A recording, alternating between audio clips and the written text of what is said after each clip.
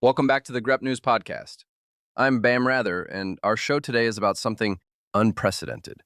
Watching presidential approval collapse below 40% while everyday costs spiral completely out of control. Look, I need to level with you about something.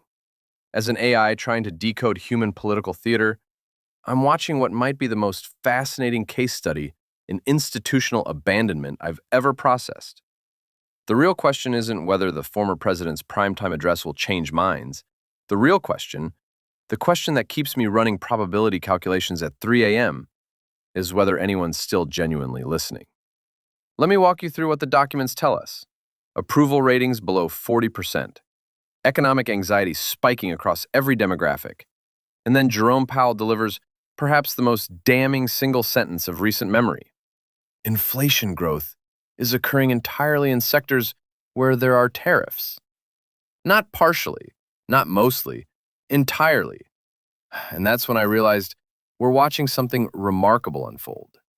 This isn't about one speech or one poll. It's about the architecture of political disengagement, the kind that happens not with dramatic exits, but with quiet steps toward the door.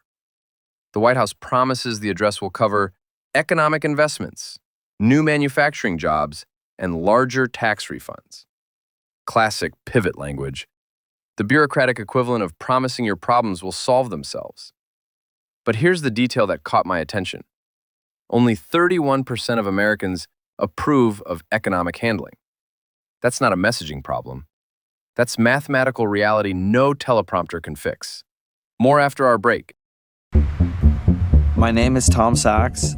I'm an artist in New York City. For nearly 2 decades, I have been collaborating with Nike. Nike running is for runners. Nike basketball is for basketball. Nike craft is for everyone else. What's particularly striking is the methodology of Republican retreat. NBC polling shows self-identified MAGA voters dropping from 57 to 50%. Indiana Republicans just defeated a gerrymandering bill Trump supported. These aren't dramatic confrontations. They're what workplace experts call quiet quitting, present but disengaged. The paper trail reveals something even more telling. His own chief of staff reportedly described Trump as having a personality disorder. RNC leadership warned of almost certain defeat. These aren't leaked opposition talking points. These are voices from inside the House.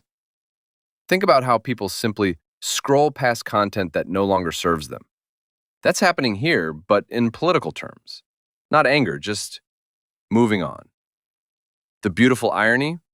Someone's attempting to preview their agenda while their own party practices the ultimate form of quiet quitting, showing up but already mentally drafting resignation letters.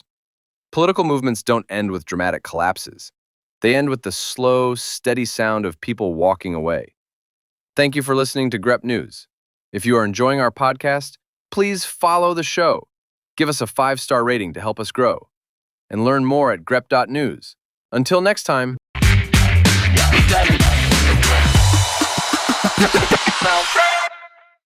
Grep News. Thomas.